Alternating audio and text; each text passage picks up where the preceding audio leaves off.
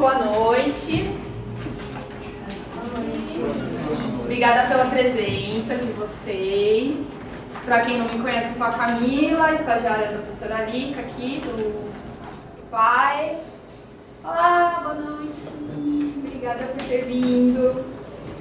E hoje, então, vou fazer uma apresentação sobre esse escritor do começo do século passado, do Japão, chamado Nimi Nankichi. E ele é mais famoso pela parte de literatura infantil, infanto-juvenil dele.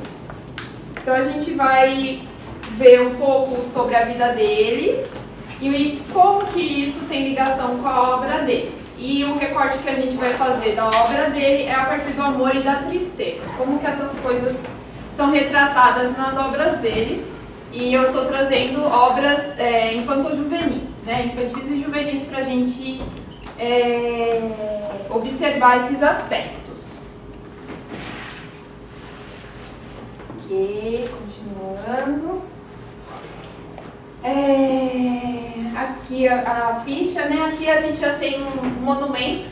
Tem vários monumentos em homenagem a ele, a obra dele, lá na região dele, que fica num lugar chamado Aichi. A gente já vai ver no mapa onde fica, mas é Japão Central, um pouco para baixo. A gente vai ver um mapa melhor, mas então tem esses monumentos. Esse é um monumento em homenagem ao conto A Tristeza do Caracol, que a gente vai estudar hoje também. Antes de começar, acho que seria interessante eu falar minha motivação para estar aqui hoje. Então, eu acho que, bom, primeiro eu gostaria que mais brasileiros conhecessem o Nankichi, a obra dele. E eu acho que também, assim, do ponto de vista pessoal, eu fui professora em rede municipal de sexto ao oitavo, a nono ano, então foi uma experiência que me impactou muito, essa relação com os jovens, com as crianças. E quando eu li o Nankichi, me fez lembrar de situações que eu vivia ali com as crianças, e isso, então, hoje em dia eu não trabalho especificamente mais com isso, mas, de certa forma, é como se continuasse um pouco esse trabalho de educação, da literatura, contribuindo para o desenvolvimento emocional. Eu acho que o Nankichi traz muito isso, ajuda no desenvolvimento emocional. Então, vamos lá. Para começar, estou trazendo duas frases do Nankichi, para a gente ver como que ele pensa a literatura. O que ele planejava fazer com a literatura dele. Ele planejava muito, ele é famoso pela precisão nas histórias, né? Então, nos diários tem os registros do que ele queria fazer. E em 1929, ele escreveu essa frase, né? Que ele deve escrever histórias que contêm tristeza e a tristeza se transforma em amor. Isso é interessante, a gente vai observar como que isso acontece nas histórias. E outro aspecto também que a gente vai ver é que ele é do interior do Japão. E ele, apesar de ter morado em Tóquio, ele tinha uma coisa muito forte assim, com as raízes, com essa parte assim, pé no chão. Então, ele escreveu essa frase, não importa. Bom, primeiro que é engraçado que ele tinha essa certeza que ia ficar rico, né? Não importa o quão rico eu fique. Então você vê que ele era muito sério nessa construção da carreira literária dele. Mas ele se faz essa promessa para si mesmo, né? Eu nunca vou escrever sobre intelectuais, madames de cidade, eu sempre vou estar falando sobre as pessoas que estão com o pé no chão. E ele fala, eu sempre vou andar os caminhos empoeirados e duros, calçando sandálias de palha e levando bolinhos de arroz à cintura. E a gente vai ver que isso se reflete na obra também. Ok, agora a gente vai começar a falar sobre a vida dele. Então, primeiro a gente tem um resumo. Ele, de 1913 a 1943 foi a vida dele. Poeta, escritor e professor. Ele foi professor de ensino fundamental. E aqui é uma foto dele na escola que ele dava aula, né? Aqui é onde ele nasceu. É uma vila chamada Yanabe, que hoje em dia é um bairro na cidade de Handa, que fica na província de Aichi. Essa província de Aichi é onde tem Nagoya. Então, Nagoya, assim, desde o período Edo, é forte a parte de comércio, de sake, de vinagre, Handa também. Só que Yanabe, que é essa vila do Nankichi, quando ele morava lá, tinha cerca de 300 famílias, mais ou menos 2.000 pessoas morando. Era meio que uma periferia, assim, de Handa. E a gente vai ver que nas obras dele aparece muito isso, essa contraposição entre uma parte que é mais...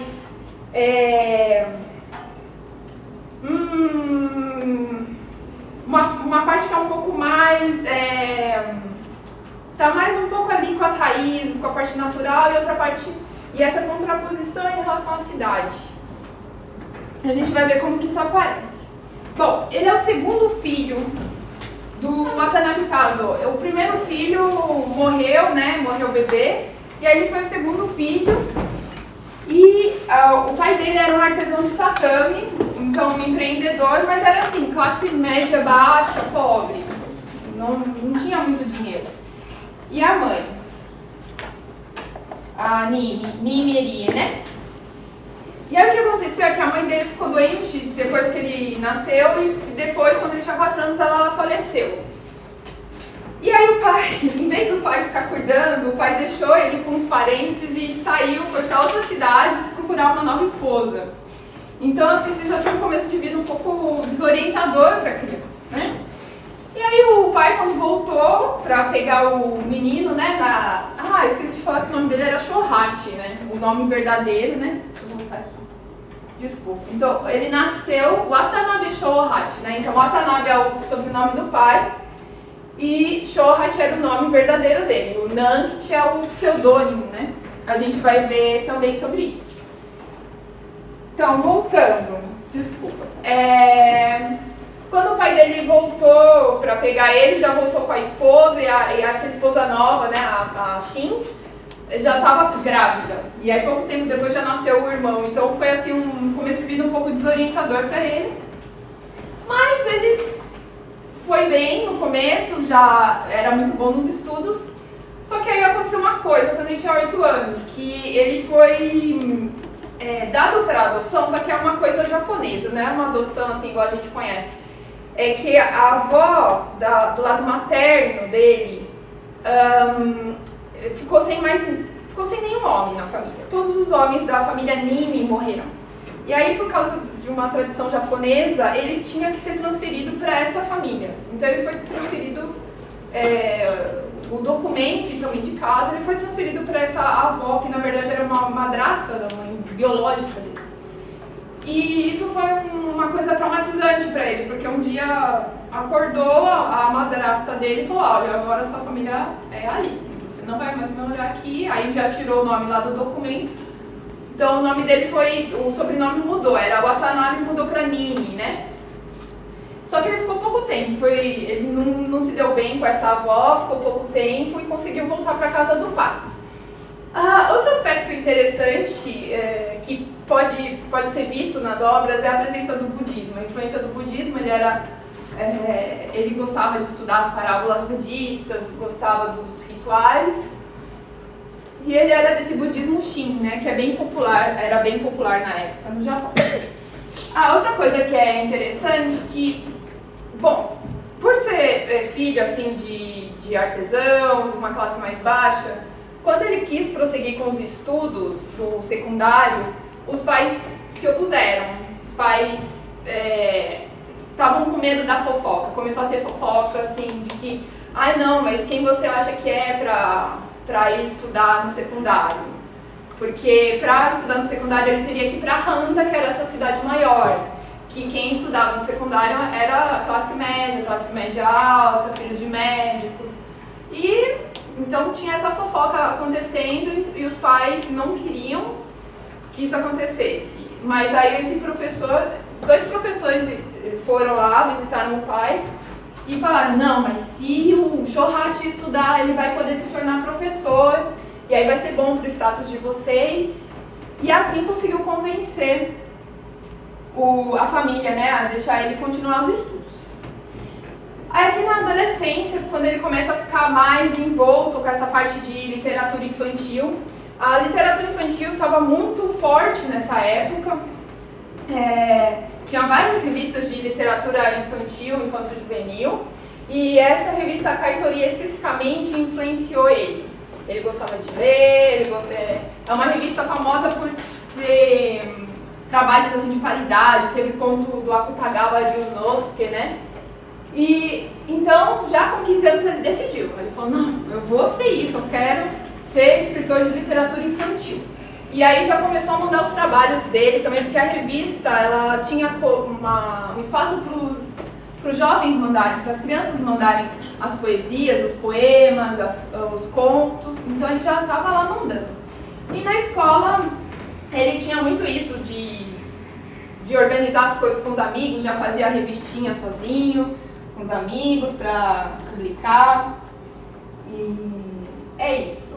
Aqui, né, a capa da Kaitori, né? E ele com cerca de 17 anos nessa foto. Aí, quando já mais começo da vida adulta, ele concluiu os estudos secundários e aí foi tentar fazer uma prova para um magistério. Só que deu errado a prova, porque ele tinha uma saúde frágil. Ele tinha uma saúde frágil assim, desde o começo da vida, e a gente vai ver que isso vai se agravando ao longo, né? E ele ficou um tempo sem ter o que fazer, mas aí conseguiu um trabalho de professor substituto, mesmo sem ter um diploma. Os professores ajudaram ele de novo, aí, não, você vai ser professor substituto aqui. Na mesma escola onde ele estudou quando era criança. Aí ele foi lá dar aula, e aí tinha um aluninho dele que era irmão dessa moça aqui, que é a Minako, né? Que eles já se conheciam de vista, mas aí começou a ter mais uma interação e tal, e eles acabaram namorando. Foi a primeira namorada dele. E aí por que isso é importante? Porque entra a teoria de por que ele começou a assinar esse pseudônimo. Foi nessa época que ele começou a namorar ela que ele começou a assinar esse pseudônimo Nankichi. E aí uma teoria é que talvez seja uma homenagem ao nome dela. Como que isso acontece? Então, a gente tem aqui, dá pra ver o ideograma aqui de Nankichi, né? Esse ideograma aqui é o ideograma de Sul. E ele tem a leitura Minami e a leitura Nan. A leitura Minami é a leitura japonesa e a Nan é a leitura chinesa, né? Então, talvez o Mina tenha a ver com Minako. E aí ele mudou a leitura e usou Nan. Talvez seja por isso que ele tenha inventado esse pseudônimo. A gente não sabe até hoje. Talvez mude, né? Talvez no futuro encontre evidências. Vamos lá. Outra coisa importante, ele começou a já ter os textos publicados. E com 18 anos começou a ter os textos publicados. E aí ele conheceu por carta esse poeta, o Tatsumi Seika, que morava em Tóquio. E ele já era mais velho, já tinha uma carreira mais, assim, nessa parte de literatura infantil. Ele fazia muitos poemas para crianças. E ele já estava nos círculos literários. Então, esse Tatsumi Seika ele vai reaparecer, então, um personagem importante. E aí ele escreveu a obra-prima dele, Gon Kitsune, que é Gon Raposinho, aos 18 anos. Foi nessa época. Ele dava aula como professor substituto, aí ele escrevia as histórias e levava para as crianças. Ele lia para as crianças e aí ele ficava observando. Se elas ficavam envolvidas na história, então ele se sentia super validado, honrado, ficava super feliz. E ele ia testando, assim, né? Então você vê que ele era bem pé no chão mesmo, igual aquela frase que a gente viu no começo. Continuando. Agora ele vai para Tóquio, aí já começa a acontecer um monte de coisa. Ele foi para Tóquio, com a ajuda desse amigo Tatsumi Seika. O Tatsumi indicou uma escola, tipo uma faculdade da época, né, que é essa escola de línguas estrangeiras. E ele foi lá para estudar inglês, formar em inglês, e o objetivo dele era ser jornalista, trabalhar como jornalista, mas assim, o principal objetivo era ser escritor, né? E ele foi conhecendo várias pessoas. Lá ele conheceu pessoalmente o editor da revista Kaitori, que é o Suzuki Miekichi, e o editor de poesia da Kaitori, que é o Kitahara Hakushu, que é um poeta importante também. E aí assim ele se tornou discípulo do Kitahara Hakushu. Outra coisa que é importante, ele começou a ser influenciado por temas de esquerda, literatura proletária, muita coisa ocidental, então ele lia muito Dostoiévski, Chekhov. Bom, Miyazawa Kenji é japonês, né? Mas aí ele conheceu em Tóquio a obra do Miyazawa Kenji, Catherine Mansfield, ele gostava muito também. E só que aí em 1934 ele teve a primeira baixa de saúde dele, que ele tossiu sangue, aí precisou voltar para a cidade natal dele para se recuperar. Se recuperou, voltou para Tóquio para continuar os estudos, só que aí ele decidiu terminar o namoro com a Minako. Apesar dos dois se gostarem, a Minako dizia, não importa que você tenha problema de saúde, nós vamos ficar juntos, o que importa é o amor. Ele ficava muito preocupado com o futuro dela. Ele, eu sou meio pobre, eu não estou bem de saúde, e ela tinha outros pretendentes. Então ele resolveu abrir mão, terminou o relacionamento. Uma coisa importante também que em 32, então em 38 ele escreveu Gon Kitsune, e em 32 saiu já na Kaitori. E saiu na Kaitori com uma revisão do editor, esse Suzuki Mieki, né? Ele revisava todos os textos para adaptar mais para as crianças, para que todas as crianças do Japão conseguissem ler com mais fluidez, né? E em 36 ele se formou na faculdade, só que não foi tão fácil arrumar emprego como ele achava, estava difícil.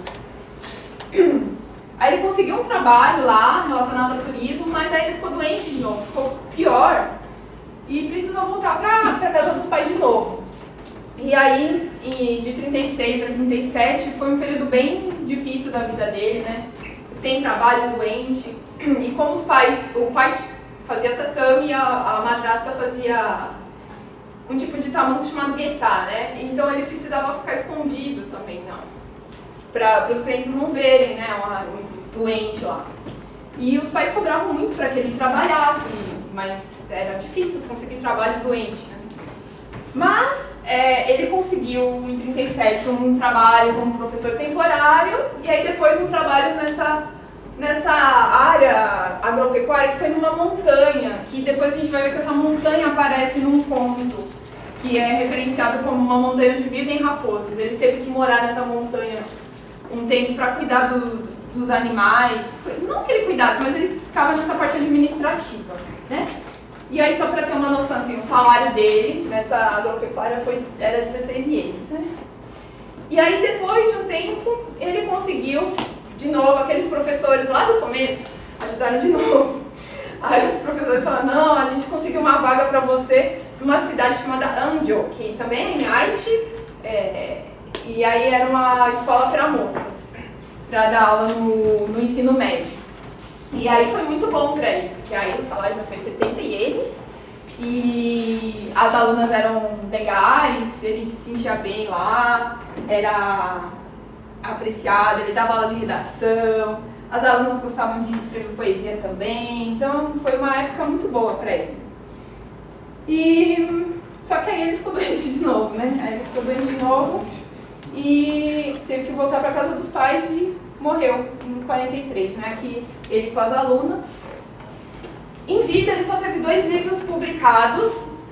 O primeiro foi esse aqui, que é uma biografia de um monge chamado Ryoka, um monge budista. E esse monge era famoso por gostar de crianças, aí por isso que tem esse título da bola, porque ele usava uma bola de pano, ele costumava andar com uma bolinha de pano para brincar com as crianças.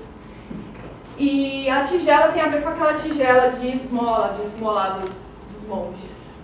Então ele escreveu esse livro, vendeu bem, e logo depois ele teve essa oportunidade de lançar uma coleção de histórias dele, então ele ficou muito feliz. Ai, nossa, vai sair um livro só meu, sabe? Com as coisas que eu criei, porque uma coisa é você fazer uma biografia em cima de fatos, outra coisa é a sua imaginação. Então no prefácio dessa coleção aqui, né, que é Odi Sanorampo, que é a lamparina do vovô, ele fala assim para os jovens, para as crianças, nossa, eu estou muito feliz de estar lançando esse trabalho, espero que faça sentido, né? Se não fizer, porque eu sou péssimo. Então é muito legal ler o prefácio, como ele se preocupava com o ponto de vista das crianças, né? Dos jovens leitores. Ok, como que os críticos dividem a obra dele? Aí dividem a partir de onde ele morava, né? Então, primeiro a gente tem essa fase de colaboração intensa com a Kaitori, e ele compõe muitas canções infantis. Aí depois em Tóquio ele continua colaborando com a Kaitori, mas aí para. E nessas duas primeiras fases ele ainda utiliza muito animal. Tem muita história que o protagonista é animal. Depois, quando ele volta para a casa dele, né, para a região dele, aí ele passa a focar mais em personagens humanos. E começa a ficar cada vez mais aprofundada essa parte da investigação psicológica dos personagens. E até que no final, na fase final, né, que é de 42 a 43, quando ele já está doente, mas ele escreve muito, ele escreveu obras maravilhosas nessa fase, doente. Então, além dessa parte psicológica, tem uma parte muito forte assim, do folclore, dos costumes. Ele começa a usar o dialeto da região dele nas falas dos personagens. Então você vê assim, uma apreciação das origens, né? Bom, aqui tem um contexto sociopolítico, mas é só para a gente ter uma noção por que ficou tão forte assim. Várias coisas aconteceram, né? Mas acho que o principal é pensar que, como teve a ocidentalização do Japão e a militarização e o expansionismo territorial, começa a ter necessidade de se criar um novo povo japonês. E aí com isso entra forte a questão da literatura infantil, né, infanto-juvenil. E também a questão da educação compulsória favorece muito que essas revistas sejam apreciadas, compradas. E aí aqui, determinadas crenças tradicionais são reprimidas. A gente vai ver isso que, por exemplo, eles acreditavam antigamente na possessão pelo espírito da raposa, que acho que vocês talvez já tenham ouvido falar, mas a gente vai ver isso em mais detalhe. Então, se a pessoa tivesse algum comportamento que não era visto como sociável, então eles achavam que era algum tipo de possessão. Podia ser o espírito da raposa, que é Kitsune, né? Kitsune Tsuki. Ou Tanuki, que acho que vocês conhecem, né? Outro tipo de... São animais que existem completamente, mas que também tem um aspecto espiritual, né? Um aspecto, assim, sobrenatural, na verdade. Sobrenatural é melhor falar. Aqui eu trouxe essa foto de Handa, né? Pra ver que Handa já era mais desenvolvido, né? Tinha essa cerveja, Kabuto. Aqui a gente tem uma foto dele com o irmão. Então, como era a época de militarização, o irmão ele trabalhava normalmente, mas aí o exército chamou, convocou, ele teve que virar soldado, né? Então, trouxe isso pra gente ver como era a época. A outra coisa importante que teve essa lei da preservação da paz, que teve uma perseguição muito forte, né, contra quem não concordava com as práticas do governo, uma censura muito forte. Então, é claro, você começa a se autocensurar nas suas obras também, né? Bom, aqui é o breve panorama da literatura infanto-juvenil japonesa moderna. Eu coloquei aqui em negrito que é mais importante. Sobre a revista Kaitori. Antes da revista Kaitori, a gente tem quando entra o Hans Christian Andersen no Japão, e aí já tem uma revista de literatura infantil lançada. Depois a gente tem essa história que é do Sazanami, que é um pouco mais na linha confucionista. Mas o mais importante é esse Ogawa Minei, né? Que essa aqui é a capa do livro, do Barco Vermelho. Ele também é triste, tá? Não é só o Nankichi que é triste, tem muita história triste, muita história infantil triste. Mas a gente vai ver quais são as características específicas do Nankichi. E aí, a revista Kaitori, que é importante dizer também, né?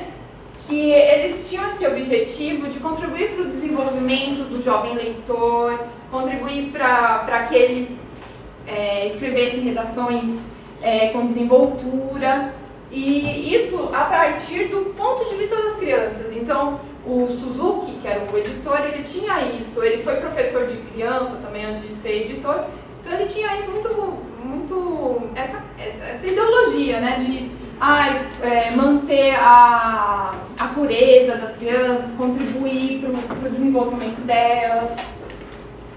Ok, agora a gente já vai entrar aqui no Denden Mushi no Kanashimi, que é a tristeza do caracol.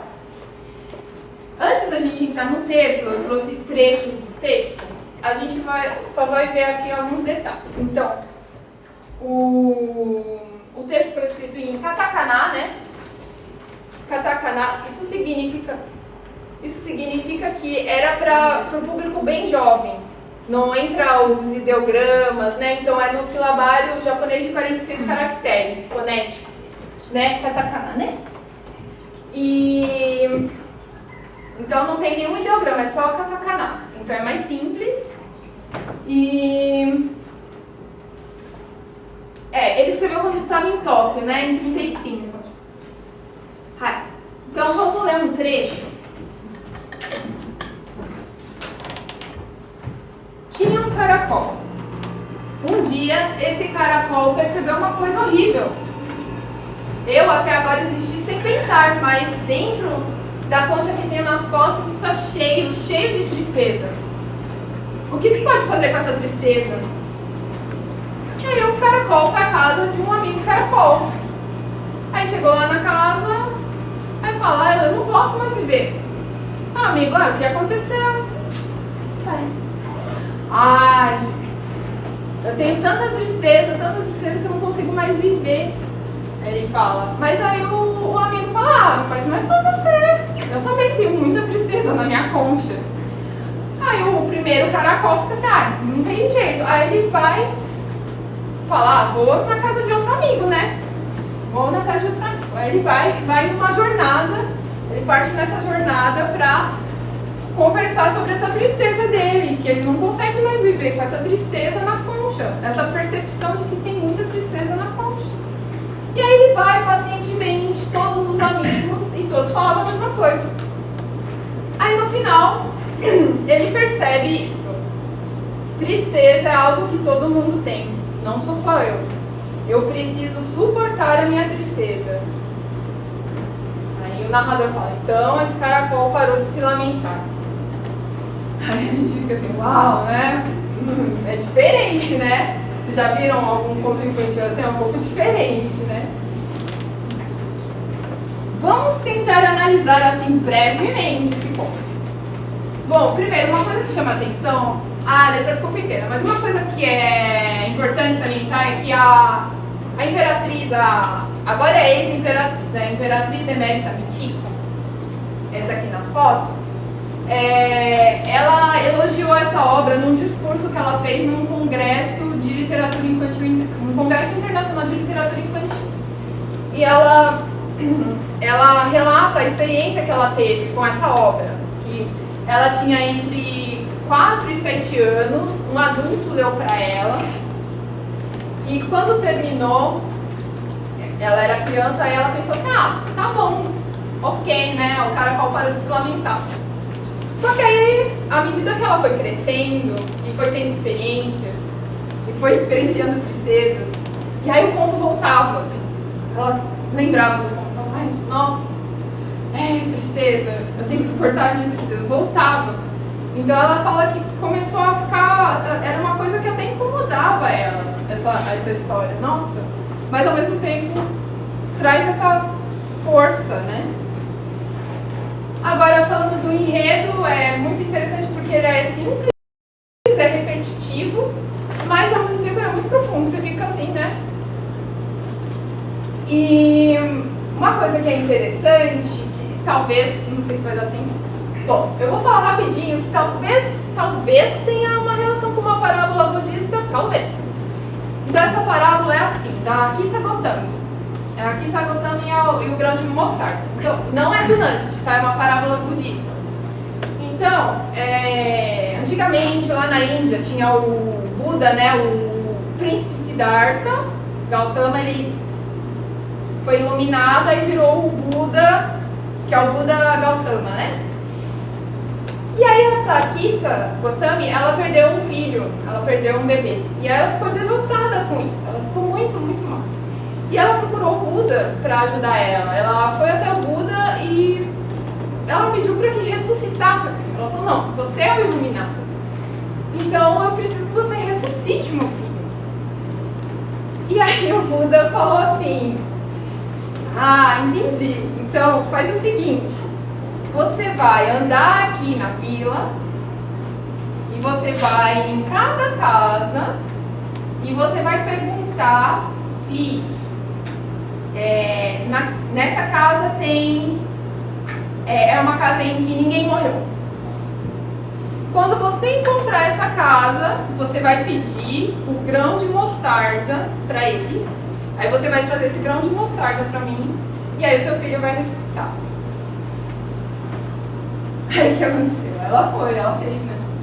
Aí foi lá, para casa. Aí, o que aconteceu? Não tinha, né? Não tinha.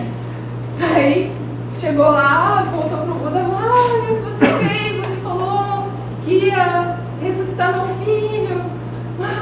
Você mentiu. Olha, agora você entendeu uma verdade da vida. Aí ela não tinha, um detalhe, que ela não tinha nem enterrado o filho, que ela tinha esperança que ele ressuscitasse. Aí ela foi e finalmente enterrou o bebê. Então, talvez tenha uma relação com isso, eu acho, né? No sentido de você... que existe tristeza. Que existe. Que a gente precisa... faz parte da nossa experiência nesse mundo. Lidar com isso. Mas, por outro lado, eu penso que é uma faca de dois gumes esse conto. Porque eu acho que também tem a ver com uma coisa de repressão, assim, né? De não falar das tristezas. Então, fica aí, quem quiser pesquisar essa parte. Outra coisa interessante é que a gente sabe que os escritores, eles retornam aos temas. E mais tarde na vida dele, ele escreveu em 35, né? Em 43, ele escreveu um outro conto que é um pouco parecido também. É uma criança que sai numa jornada e que tem tristeza também. Que é a tristeza do pequeno tarô. A gente vai ver aqui, rapidinho, esse conto. Então, a tristeza do pequeno tarô é um menino que mora com a avó. Qualquer semelhança com a vida do Nanki com a avó dele, ele pega muita coisa da vida. Então, ele tá lá sozinho com a avó, ele acha um kabutomushi, que é esse besouro japonês aqui, que ele tem um chifre, que parece coisa de samurai, por isso que tem esse nome, kabuto. E ele acha esse besouro e ele fica muito feliz. É que também, outro detalhe pro contexto, que antigamente alguns japoneses gostavam de fazer esse besouro de pet. Então, quando ele acha, ele fica muito feliz. Aí ele vai e coloca uma cordinha. Vamos brincar aqui. Nossa, achei que legal, que sorte, peguei. E aí ele vai e mostra pra avó. E, avó, olha o que eu achei, o kabutomushi. E a avó tá dormindo, assim, né? Aí ela fala, isso é um caranguejo. Aí ele, não é um caranguejo. É kabutomushi. Aí a avó, ok. Aí volta a dormir. E aí ele fica um tempo brincando sozinho, assim, dando volta. Ele, não, deve ter alguém na rua que sabe alguma brincadeira mais legal. Eu vou procurar, vou atrás dos meus amigos. Aí ele sai de casa, aí ele vai passando de amigo em amigo. Aí um amigo dele, ele bate lá, o pai vem, ele já chega falando com a vozinha, assim, para os adultos não verem, mas aí o pai vê. Aí fala, você tá procurando fulano? Não, fulano hoje não vai brincar porque tá com dor de estômago. Aí ele fica triste, né? Aí vai, procura mais outros amigos, aí cada um tá com uma coisa lá, um problema.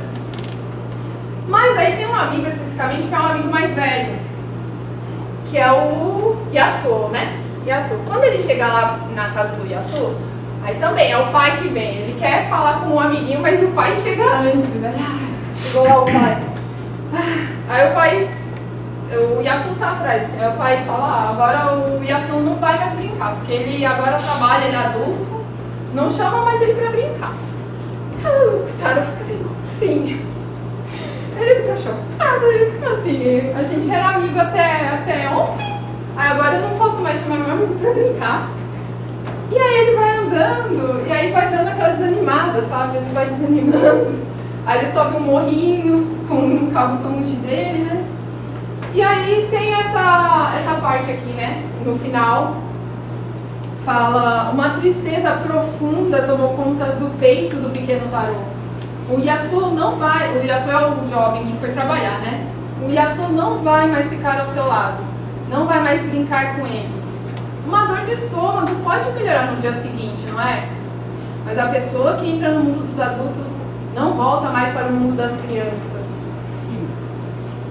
Tem tristezas, agora essa parte aqui, tem tristezas que podemos chorar. Tristezas que, se chorarmos, elas vão embora. Mas tem tristezas que não dá para chorar. Mesmo que você chore, elas não vão embora.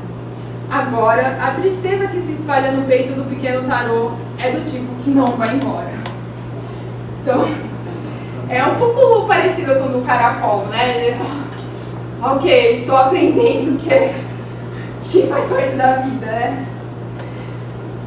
Ok, agora a gente vai entrar na parte das raposas. A gente vai ver 3 pontos que envolvem a questão da raposa. 3 pontos do Nanket que envolvem essa questão da raposa. Aí eu coloquei Kitsune. Por quê? Porque a raposa não é só o animal, né? Tem essa parte do sobrenatural junto. Então, por isso que eu coloquei a palavra em japonês também, Kitsune, né? Mas significa raposa. Ok, quais são as associações que eles tinham antigamente, ainda tem um pouco hoje? Isso aqui, quem foi para o Japão já deve ter visto, né? Tem essas estátuas nos santuários, alguns santuários tem as estátuas das raposas. E você vê que ela é uma mensageira nesses santuários, né? Ela é uma mensageira da divindade Inari, que é a divindade do arroz. Então, tem relação com a abundância, com a agricultura. Mas também não é assim um ser benevolente. É um ser assim que tem poder, mas também pode fazer coisas que os humanos não conseguem compreender. E aí tem essa associação com a prosperidade financeira. E aí antigamente, antes do período Meiji, lembra que a gente viu que o período Meiji teve a ocidentalização? Aí começaram a reprimir certas crenças.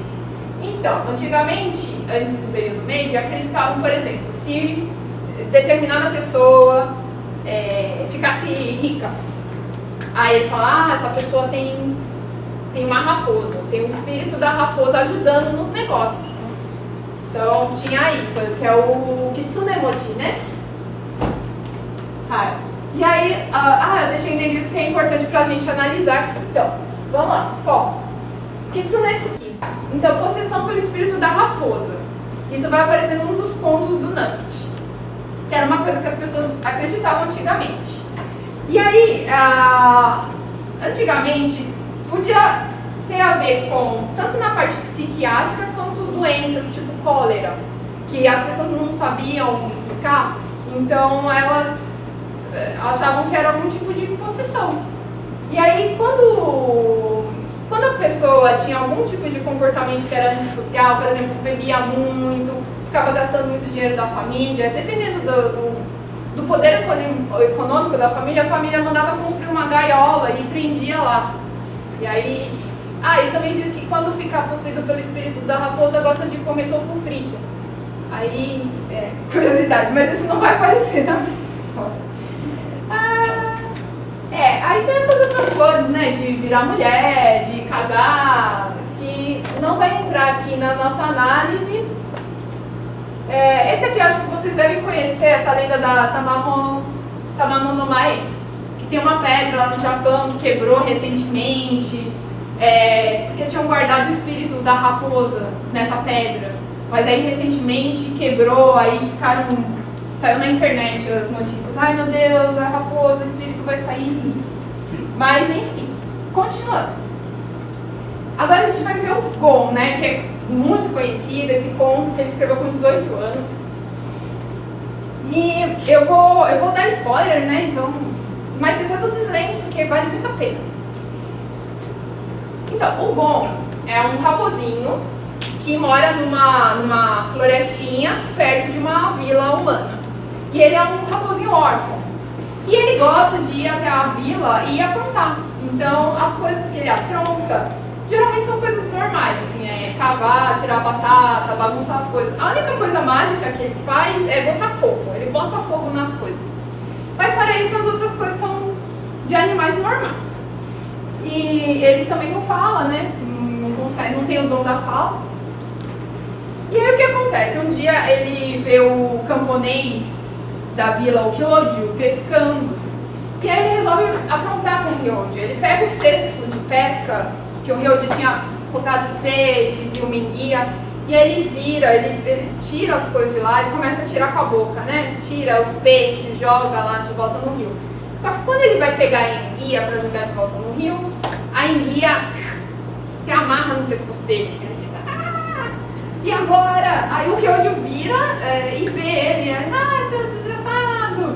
E aí ele fica em pânico e sai correndo com a enguia no pescoço. Aí passa um tempo, corta, ele tá lá passeando de novo pela vila, dando uma olhada nos humanos, e aí ele vê uma procissão, as pessoas de branco. E é importante falar que isso se passa no período Edo, é o período feudal do Japão, antes da ocidentalização. Esse conto é ambientado antes da ocidentalização. Então, antigamente, o funeral japonês, as pessoas usavam branco. Por isso que ele vê as pessoas de branco e ele sabe que é um funeral. E aí ele percebe que quem morreu foi a mãe do Ryoju. E ele fica muito, muito mal. Ele depois fica pensando, nossa, eu contribuí para a morte da velhinha lá, e agora o Ryoju ficou órfão igual eu. E ele fica mal com isso. E aí ele resolve restaurar a relação, ele tenta de alguma maneira ajudar o Ryoju, levando alimentos. Mas o que acontece é que ele quer levar os alimentos, mas ele quer que em algum momento o Ryoju olhe para ele e que eles tenham uma relação restabelecida. Mas isso acaba não acontecendo. Um dia ele ouve o Ryoju falando com um amigo, e aí ele ouve o Ryoju falando, nossa, tem alguém trazendo castanha e cogumelo na minha casa, não sei quem, é uma coisa estranha. E o amigo fala, isso é coisa divina. E o Gon ouve isso, ele fica muito bravo, ele se sente muito injustiçado. Ele, não, mas sou eu que levo, né? Isso não é certo. E aí, no último trecho, né, é dividido em 6 partes. Na sexta parte, ele vai levar as castanhas e cogumelos na casa do Ryoju, e o Ryoju vê. Aí o Ryoju pega uma arma de fogo e mata ele. E aí ele vai lá, mata e chega perto pra ver, aí percebe, era o bom que trazia, que me trazia os presentes. E aí termina assim. Então agora a gente vai ver os trechos da obra, tá? Então aqui, Gon ficou na ponta das patinhas para ver Ryoju, que usava uma roupa cerimonial branca e ofertava uma tabuleta mortuária budista. O rosto de Ryoju, sempre vermelho e alegre como uma batata doce, nesse dia parecia sem vida. Entendi. Quem morreu foi a mãe do Ryoju. Gon pensava isso enquanto saía da ponta das patinhas e encolhia o corpo. Nessa noite, Gon ficou refletindo dentro de sua toca. Com certeza, a mãe do Ryoju estava muito doente e disse para ele que queria comer enguia. Aí, importante contexto também, enguia tem muita vitamina e quando a pessoa fica doente, eles acreditam que comer enguia faz bem. Contexto, ok, fechou, voltou. Foi por isso que ele saiu com a harikiri, que é um tipo de rede de pesca. Mas eu fiz uma travessura e acabei privando a mãe dele de enguia. Da enguia. Por causa disso, o Ryoju não pôde dar enguia para sua mãe comer. A mãe dele morreu sem realizar esse desejo, morreu dizendo, eu queria comer enguia. Nossa, eu não queria ter feito isso. E aí, então, nesse momento ele resolve começar a levar coisas. E é meio cômico, na verdade, porque antes dele levar castanha e cogumelo, a primeira ideia que ele tem é roubar sardinha de um vendedor de sardinha. Ele não sabe que é errado roubar. Aí ele vai lá, pega do carrinho, tá lá no carrinho do homem, ele pega, ele joga lá na casa do Ryoju. Aí no dia seguinte ele vai ver o Ryojo tá cheio de hematoma, assim, batendo no Ryojo. Ai meu Deus, acharam que o Ryojo era ladrão, olha o que eu fiz. Então tem muito esse processo dele ir aprendendo com os erros, né? Agora a gente tem aqui um trecho do que o Ryojo fala com um amigo, que eu já... Colhei, né? Então, o que está aqui em marrom é eu que escrevi, né? E o que está em preto é do Nankit, é o texto do Nankit. Então, o Ryojo conta para o amigo quando eles estão indo para a casa de um colega para um ritual budista. E aí ele conta, antes de entrar no ritual, que tem acontecido essa coisa estranha. Alguém tem levado comida lá em casa, não sei o que é estranho. Aí eles entram no ritual e o Gon fica atento, ele fica lá olhando, esperando eles saírem do ritual para ouvir o que eles vão falar. E aí quando eles saem, o amigo fala, eu já sei, então isso aí é coisa divina. Coisa divina, você tem que agradecer aos deuses, viu, Ryojo? Tem que agradecer. E aí o Gon ouvindo assim, né, escondido, como assim? Tem que agradecer pra mim, né? E aí aqui a gente tem um final, né? Então, no dia seguinte, o Gon colheu castanhas, levou para casa de Ryojo, eles estavam no depósito, entrou silenciosamente. Aí o Ryojo, por acaso, levantou o rosto. Não é aquela raposa de novo, vai aprontar de novo aqui. Aí ele vai lá, pega um arcabuz, que é uma arma de fogo de origem portuguesa, vai lá e coloca pólvora, atira. Aí o Gon cai, aí era você, Gon, era você. Aí o Gon só concorda e termina assim, né? Ele larga o arcabuz, uma fina fumaça azul ainda saía do cano. Então, interessante, né? Uma fumaça azul. Bom, esse aqui é o Gon, tá, gente? Aí agora a gente vai para um outro ponto, que é o comprando luvas. Comprando luvas, ele escreveu em 32, quando ele morava em Tóquio. E a história de uma mãe raposa e o filhotinho dela, eles moram numa montanha, que é próxima a uma vila de humanos, né?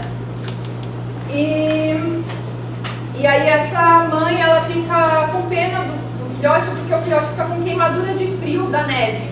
Tá nevando, tá muito frio, e aí ela fala, eu vou comprar luvas, vamos comprar luvas pra você, pra esquentar você.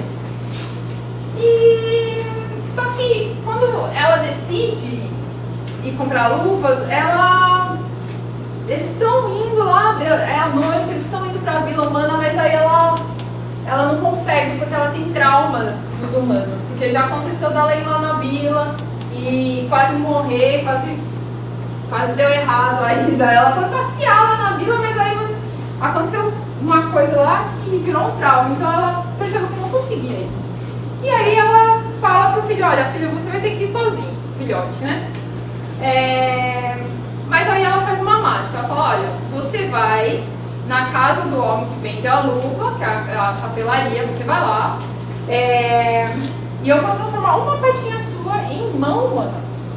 Aí ela transforma uma patinha em mão humana. Ela fala assim, quando você chegar lá, você vai abrir uma fresta, você vai abrir a porta, sim, você vai colocar sua mão humana pela fresta e você vai falar, por favor, me venda luvas que caibam nessa mão. Aí ela, você entendeu, filho? Mas por que, mãe? Ele não entende. Por quê? Porque eu não posso ser eu. Ela falou, não, porque corre risco, não pode mostrar quem é você. Eles podem te fazer mal. Bom, esse aqui é um trecho antes, né? Quando ela vê que Só que em japonês ele não usa a palavra pata, ele usa a palavra mão mesmo. Então na minha tradução eu usei mão. Em japonês tá mão, então eu deixei mão. E aí ela fica, né? Nossa, ficou inchada. Aí ela fala, quando ela decide que quer luvas pra ir. Aí aqui tem o trauma. Quando eles estão indo para a cidade, aí ela paralisa aqui, né? Aí ele pergunta, mãe, o que você está fazendo? E aí ela não consegue mais andar, paralisou de trauma que ela tinha. E aí ela transforma uma patinha dele em mão humana, explica pra ele como que fala, tem que falar boa noite, né? Explica. E fala, você não pode mostrar de maneira nenhuma você, só a mão humana. Porque senão os humanos vão prender, podem ser muito ruins, né? Então essa frase aqui, né? Os humanos são terríveis à beça. E aí ele foi sozinho lá pra vila dos humanos. Mas o que acontece? Quando ele chega lá, na verdade ele fica maravilhado. Tá escuro assim, tá noite, as pessoas estão dentro de casa, mas ele fica assim, uau, tem placas, tem luzes, tem o som das vozes das pessoas, som de vozes de mulheres, de crianças, cheiros diferentes. Então ele fica assim, uau, nossa, quanta coisa diferente, né? Só que o que acontece? Ele acaba mostrando a pata, né? Porque quando o homem abre a fresta, o brilho que vem de dentro deixa ele desorientado. E aí ele, no susto, ele mostra a pata. E aí, ai meu Deus, você é a pata. E aí o homem fica desconfiado. O homem, é uma raposa pedindo uma luva. Aí ele fala, tá bom, mas me dá o dinheiro. Aí por isso que é importante a gente saber sobre as raposas aqui, né? Que fala que as raposas transformam folhas em dinheiro, isso é uma coisa folclórica. E aí no conto aparece isso, o homem fala, a raposa quer comprar a luva, mas me paga primeiro. Aí ele dá umas moedinhas, né? E aí o homem verifica se é de cobre mesmo, se é dinheiro de verdade. E aí ele vende pro raposinho, o raposinho fica feliz, o homem me vendeu. E aí depois ele fica um tempo lá na vila ouvindo uma mãe humana dentro da casa dela, ele fica ouvindo a conversa que ela tem com o filho, ele fica muito encantado porque ela fica cantando, aí ele fica encantado com ela. Mas depois ele lembra da mãe dele esperando por ele lá na montanha, ele volta pra mãe e aí termina o conto ele contando pra mãe assim, ai mãe, os humanos não são tão amedrontadores, os humanos são bons. Aí a mãe fica assim, o quê?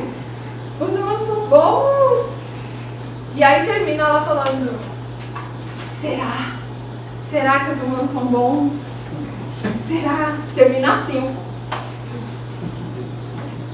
Agora a gente vai ver um conto da última fase do Nankish, né? Ele escreveu em 43, um pouco antes de morrer, um conto chamado Kitsune, que é sobre um menino que ele é excluído da turma.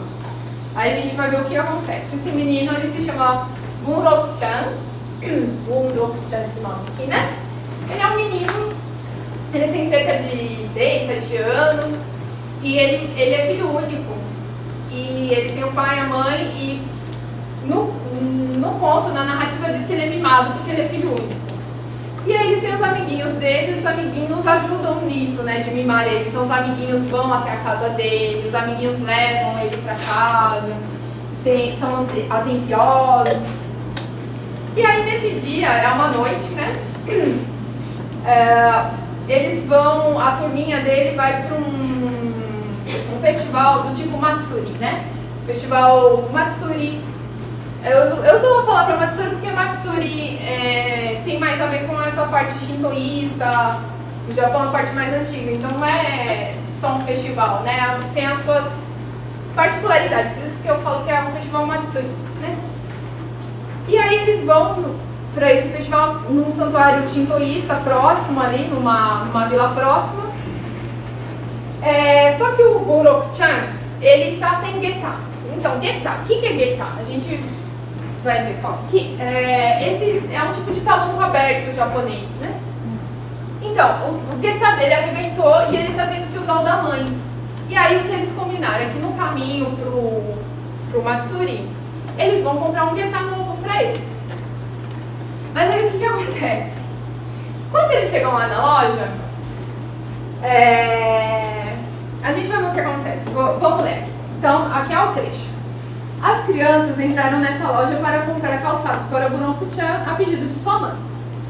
Aí tem esse Yoshinori-kun, que é um amigo um pouco mais velho. Aí Ele é tipo líder, né? Aí, ô de casa, chama a dona da loja. Aí apresenta o menino e pede pra arrumar o par de guitarra. E aí a dona dá o par e o Yoshinori calça no Buroku-chan como se ele fosse o pai, com todo cuidado ali. E tava tudo bem, só que aí nisso chega uma velhinha. Aí a velhinha,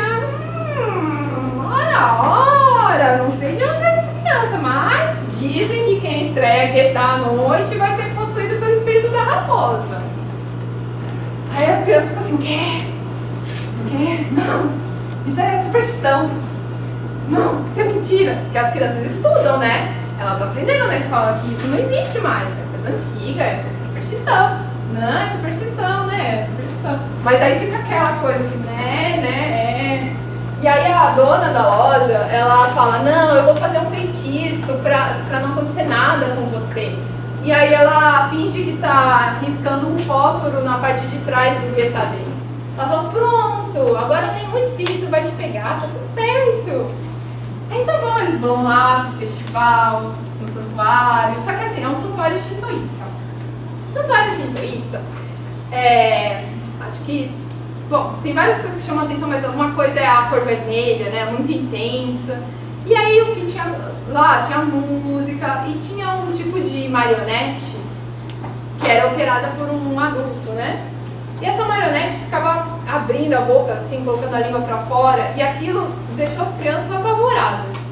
E diz assim, que se fosse num outro dia, elas achariam graça. Mas naquele dia especificamente elas começam a achar que aquilo tem uma vida própria. Assim. Então o ambiente vai adquirindo um aspecto mais fantasmagórico, né?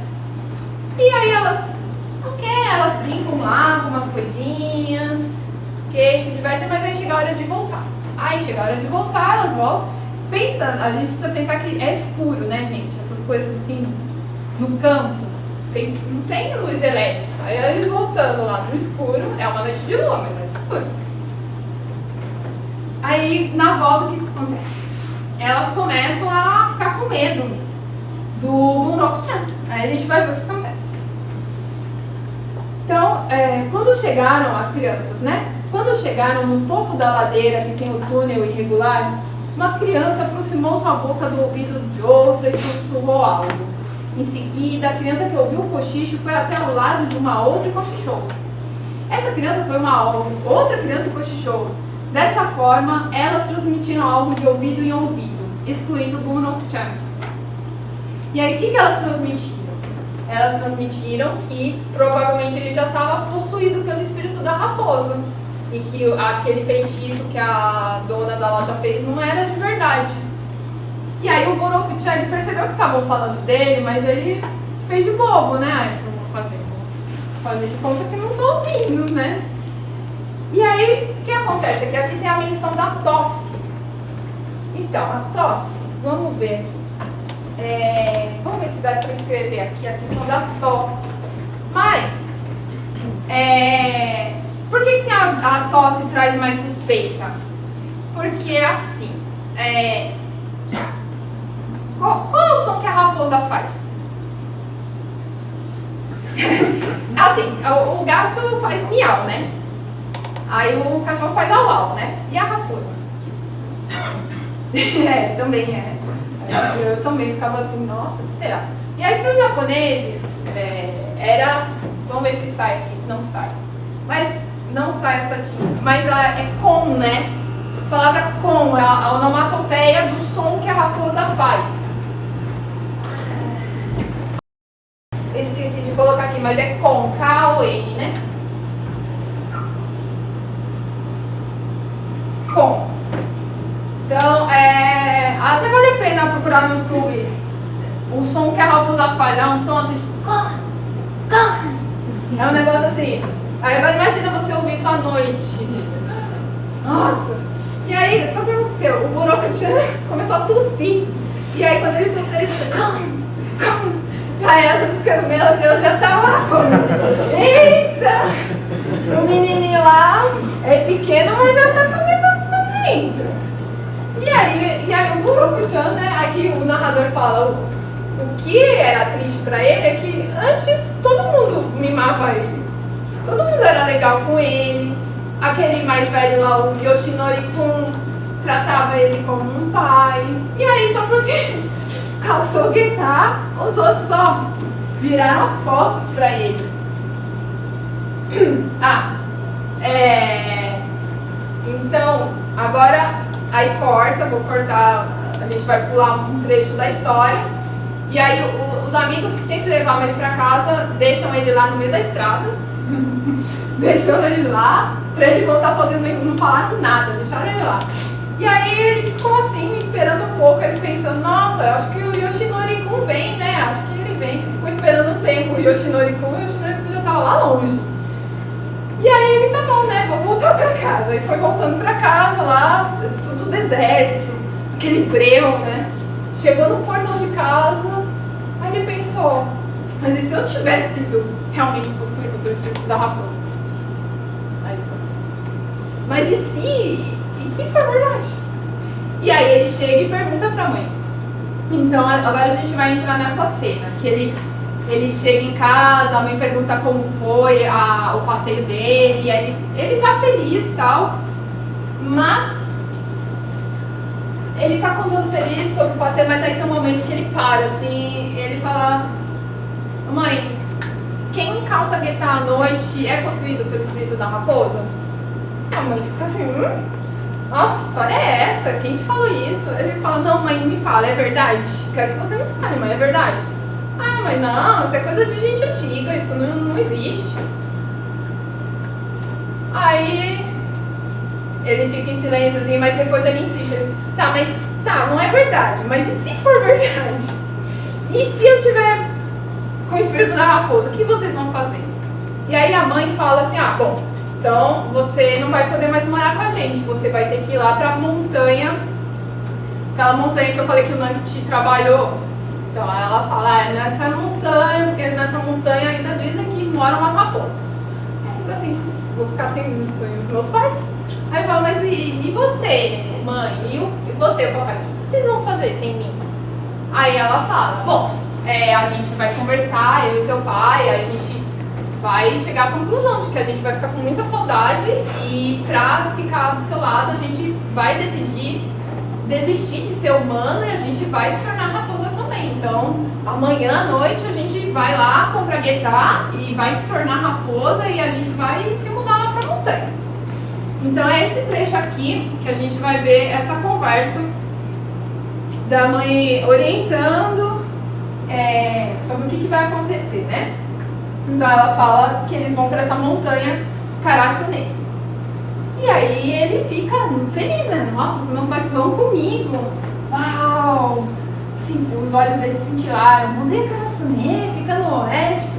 É uma montanha sudoeste de Naruá. Ah, mas lá é mata fechada? É. Mas tem caçador? Tem caçador. Lá, caçador? Deve ter caçador, né? Mas se um caçador vier atirar na gente, o que a gente vai fazer? Aí a gente vai entrar numa caverna profunda, a gente vai ficar encolhidinho, não vão achar a gente. Mas aí a gente vai ficar na caverna, aí vai nevar, a gente vai ficar sem comida. Aí a gente vai precisar sair pra pegar comida. Aí quando a gente sair pra pegar comida, o cachorro do caçador vai encontrar a gente. Aí o que a gente vai fazer, mãe? Aí a mãe, não, mas aí a gente corre. Mas poxa, eu sou filhote, não vou conseguir correr muito rápido. Não, a gente pega você, a gente leva. Vai dar tudo certo, filho. E aí ele fala, e se o cachorro vier logo atrás enquanto a gente faz isso? Enquanto os pais estão puxando um de cada lado, né? E aí a mãe fica um tempo calada. Então ela diz devagar, dessa vez completamente séria. Aí ela diz assim, se isso acontecer, a mamãe vai fingir estar manca e vai andar devagar. Aí a história começa a ficar meio tétrica, né? Porque ele, não, mas por que, mãe? Por que você vai fazer isso? Não, eu vou começar a andar bem devagar.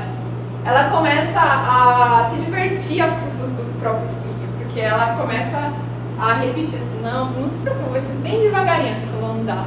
Aí, mas mãe, o que vai acontecer? Aí o cachorro vai te pegar, vai te morder. Ela, vai me morder, filho. Ai, vai me amarrar, vão me prender. E aí ele começa a ficar muito triste, desesperado, assim, mãe, mas assim eu vou ficar sem você? Não pode, eu não quero ficar sem você. E ele começa a bater assim no peito dela, chorando, não quero ficar sem você. E ela repetindo assim, séria, vamos ficar bem devagarinho, filho, bem devagarinho. E aí ele chora, né? Chora assim até dormir. E termina assim com ela pegando o travesseiro que ele tinha jogado no chão, colocando embaixo da cabeça dele, porque ele adormece, de tanto chorar ele adormece. E ela enxugando as lágrimas dela, assim, em segredo, com a manga da roupa de dormir, ela enxuga as lágrimas.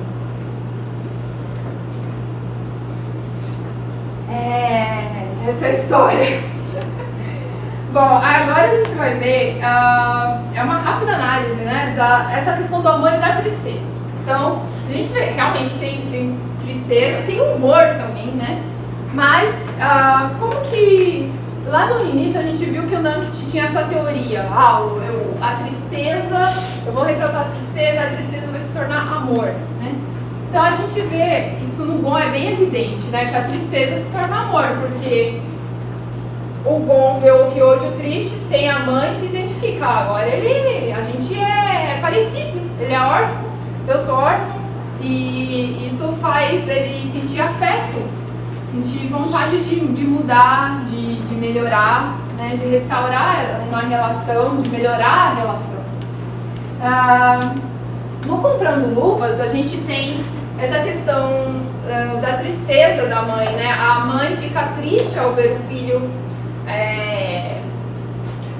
com a queimadura de frio, e ela também tem esse trauma em relação aos humanos. Então tem essa tristeza, tipo a conchinha do caracol, né? As tristezas que a gente vai acumulando ao longo da vida, enquanto o filhote ainda não tem nenhuma experiência assim traumática, ele ainda é muito puro, muito ingênuo, né? Então ela tem um amor muito forte pelo filho, pelo filhote, mas ela não consegue ir com ele para a vila, que seria para proteger, e também ela não consegue, ela transforma uma pata só em mão humana, né? Aí fica aquela dúvida, né? Por quê, né? Se tem o poder, por que não transformou as duas, né? Por quê? Então, você vê assim que somos imperfeitos, né? E principalmente mãe, essa questão da mãe é muito... A criança, quando tá, né, é muito jovem, é um desafio muito grande para a criança ver a mãe como um ser humano que é passível de erros, né? A mãe, os pais, mas principalmente a mãe, né? Agora, no conto Raposa, a gente tem esse amor no sentido de amizade, né? Porque o Gurokuchan, ele é super amado, mimado, só que um dia isso é cortado, assim. Não existe mais o amor. O amor que tinha aqui, os amigos, não existe. Deixou de existir abruptamente. E a mãe tenta consolar ele desse jeito meio desajeitado, digamos assim, né? Mas ao mesmo tempo é um amor muito forte da mãe, né? Porque ela se dispôs a sacrificar a sua vida. E aí a gente tem o amor de mãe. É interessante que nesses dois pontos aqui, a gente tem a figura da mãe ajudando na sobrevivência dos filhos, né? E aqui no Gon, você vê que a ausência da mãe deixa eles mais desorientados. Então, o Hyojo, não sei, não dá pra gente saber, né? Teria que ver com o Nanket, mas na minha análise, eu acho que eles ficam mais desorientados sem a mãe. Bom, principalmente o Gon, né? O Hyojo, ele já é adulto, mas não pensou pra atirar, né? Foi lá e atirou. Então, você vê que a mãe, a figura da mãe, ela tem um papel assim de contribuir para o amadurecimento dos personagens. E a gente tem aqui as conclusões. Então, as três histórias contêm protagonistas que empreendem uma jornada que os leva ao amadurecimento. E eles passam por experiências de exclusão. Então, no caso, as raposas, elas moram num lugar que é o lugar delas, mas no caso o Gon, ele quer se relacionar com os humanos, e no caso das luvas, eles querem, bom, pelo menos a luva eles querem, né, ou querem dar uma olhada lá na vila, mas não conseguem muito fazer esse intercâmbio por causa dos humanos, né, então você tem essa diferença, assim, esse contraste, essa tentativa de dialogar que é frustrada. E o que é interessante, em japonês existe esse termo que é o nakama hazure. Nakama hazure é uma coisa muito comum em escola, né? Que é aquele que é o excluído da turma. E então a gente vê nesses pontos isso aparecendo, e no Nankichi era muito forte isso, ele escreveu poemas sobre essa questão do nakama hazure, né? Sobre o excluído da turma. E sobre como contornar isso, como que a gente contorna, como que a gente lida com isso, né? Ele trabalha muito com isso, você com você mesmo, para você conseguir lidar com as suas tristezas, né? E aí a gente tem esses personagens que eles não são heróis, não são vilões, são pessoas ou animais, assim, são seres que erram, né? Que não são perfeitos, é diferente de um herói famoso das histórias tradicionais folclóricas do Japão, que é o Momotaro, né? Que é forte, ele combate os Oni, né? Que são os demônios, ele tem amigos. Esses aqui, eles não são assim guerreiros, eles são mais pé no chão mesmo. E mais um ponto que é interessante é que os personagens eles não ficam cínicos. Como seria um conto do Akutagawa, por exemplo, que então deu tudo errado, eu vou desacreditar de tudo. Não, eles têm uma vontade de viver muito forte, né? Ainda tem uma certa ingenuidade no olhar, né? Ok, essa é a análise dos contos. Estamos caminhando para o fim. Agora o legado do Ninninakchi. Bom, as histórias dele, essas histórias que eu trouxe, principalmente a história do Gon e a história das luvas, o Tebukuro Kaini, né, que é das luvas, essas histórias são muito famosas até hoje no Japão. Então aqui, por exemplo, esse livro é a 109ª edição dessa edição. Imagina as outras, o tanto que é editado por aí, né? E o Gon, ele entrou nos livros didáticos japoneses em 56 e continua até hoje. Então, várias gerações de japoneses conhecem essa história. E essas obras são referenciadas por outros escritores também. Então, por exemplo, o Haruki Murakami referenciou esse conto aqui das luvas no Queimando Celeiros, no conto Queimando Celeiros dele. Tem uma outra escritora de ficção científica, que é a Ohara Mariko.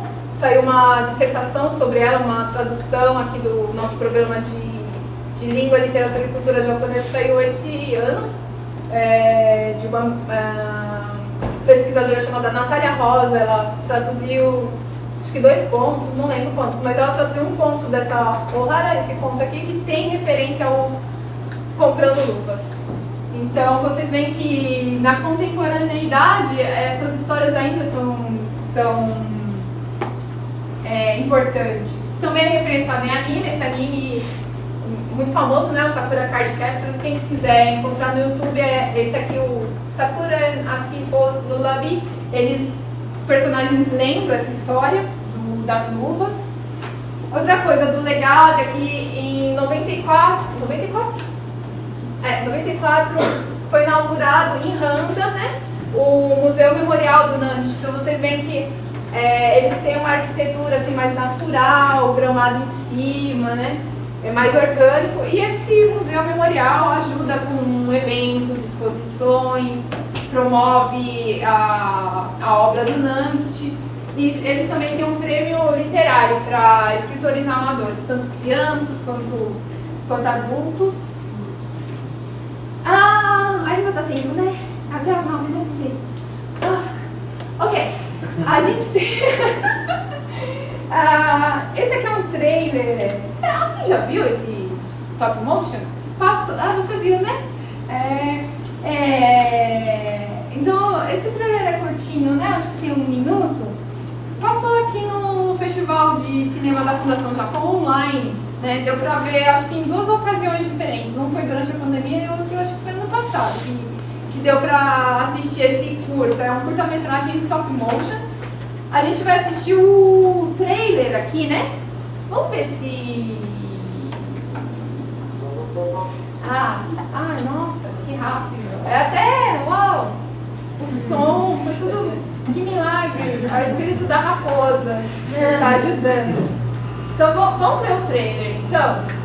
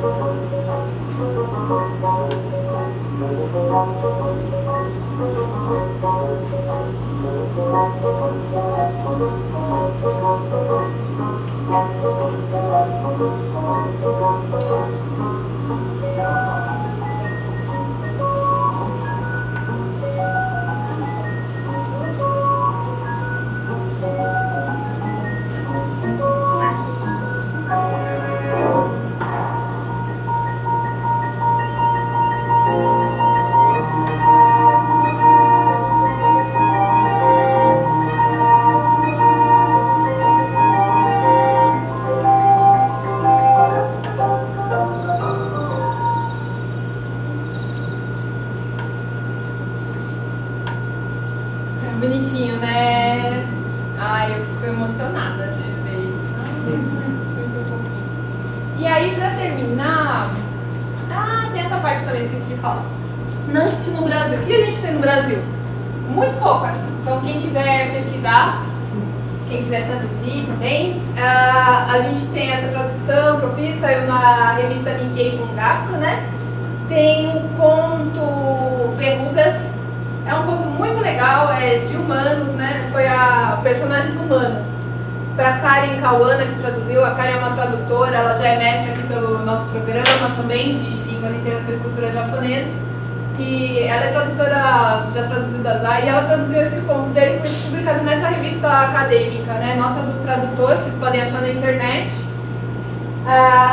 E aí tem essa tradução também que saiu do pessoal da UFAM, né, da Federal do Amazonas. E eles traduziram o Gongitsune, só que eles traduziram a partir do manuscrito do Nanket. Então acho que eu comentei com vocês que assim, o manuscrito que o Nanket enviou para a revista, a Kaitori, sofreu revisão por parte do editor, do Suzuki Miekiti, né? Alguns detalhes mais assim, em relação a palavras específicas da região do Nanket, o Suzuki adaptou para que mais pessoas pudessem entender, deixou no japonês mais convencional. Então, tem essa tradução que foi feita a partir do manuscrito, tem alguns detalhes. Por exemplo, que ele fala que a história ele ouviu de um caçador no manuscrito original. Aí na versão revisada não fala que é de um caçador, fala, eu ouvi essa história de um velhinho. Então você vê que o Suzuki ele trouxe ele atenuou, né, esse detalhe, né? Por favor, né? Vamos atenuar aqui. Mas aí vocês podem dar uma olhada no que vocês gostam. E podem ler também no Aozorabunko, né? Acho que vocês conhecem esse site, né? Que é um site que dá pra ler os textos em japonês que estão em domínio público. Aí tem muita coisa do Nanket lá. E para encerrar, eu gostaria de trazer esse poema do Nanket, que é um poema que traz esperança, né? A gente fala de coisas tristes e tal. E aí tem esse poema chamado Ashita, que é amanhã, né? E aí eu pensei em ler com vocês. O que vocês acham? Eu leio primeiro a tradução ou em japonês? Ou a gente vê o vídeo primeiro? A tradução? Né? Então, vamos lá. Como um jardim florido esperando, como um festival Matsuri esperando. Amanhã está esperando por todo mundo. o brotinho de grama, a vaquinha caramelo e a joaninha. Amanhã está esperando por todo mundo. É amanhã que a crisálida vira borboleta. É amanhã que o botão vira flor.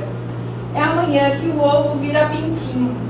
Amanhã está esperando por todo mundo, borbulhando como uma fonte, aceso como uma lâmpada. É fofinho, né, gente? Aí vamos ver aqui em japonês.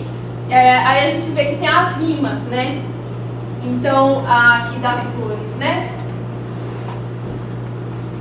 Hanazo no mitai ni matteiru, matsuri mitai ni matteiru, ashita ga minna o matteiru, kusa no ne ameushi, tentomushi, ashita wa minna o matteiru, ashita wa sanagi ga chou ni naru, ashita wa tsubomi ga hana ni naru, ashita wa tamago ga hina ni naru, ashita wa minna o matteiru, izumi no you ni waiteiru, rampo no you ni tomotteiru.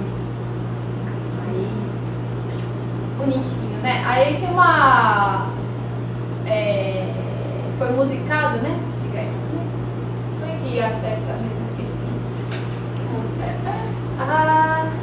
Foi aí, né? Deixa eu... Aqui, acho que saiu. Pegar aqui o link pra gente ver essa parte musicada, né? Acho que isso é um pouco complexo. É, né? Mas eu vou colocar o S aqui, vamos ver se faz. はい、皆さん元気ですか？私は南紀記念館で概要日曜日歌と話の会で出演しています。佐藤春 Tá 樹 meio baixo, né? Será que tem como aumentar aqui? Deixa eu ver se eu consigo. Ah, consigo. Vamos tentar. 新型コロナウイルスの関係で私たちも3 月 esqueci de dar o contexto. No coronavírus, né, na pandemia, teve muita gente recitando esse poema, fazendo adaptação, muita gente compartilhando nas mídias sociais, no YouTube. Por quê? Pra pensar, pra ter esperança, né? Porque na pandemia foi meio difícil, né? A gente tem esperança, a gente fala, meu Deus, nunca mais vou sair de casa, né? E aí o museu fez essa campanha para as pessoas gravarem, até o prefeito de Handa gravou, crianças gravaram, e pessoas nas mídias sociais, em vários lugares do Japão também compartilharam esse poema, né, para ajudar a dar força, né, para suportar a pandemia, né? 歌いませんでした。ストーリーテリングできませんでした。そこで今日は、南吉さんの明日の詩に曲をつけて歌を歌えると思います。昨日までの過去は変えられませんけど、明日からの未来は頑張れば変えれます。Que ele fala que não dá para mudar o passado, mas se a gente se esforçar, a gente pode mudar o futuro, né? そのためにも今日、今、この一日頑張りましょう。では、歌います。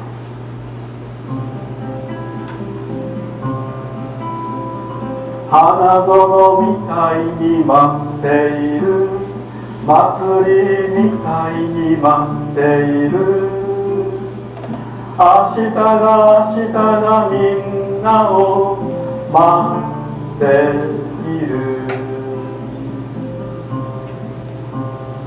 草の芽、雨虫、テントウムシ、明日はみんなを待っている。明日はさなぎが蝶になる。明日はつぼみが花になる。明日は卵が稲になる。明日はみんなを待っている。泉のように湧いている。ランプのように灯ってる。ランプのように Tá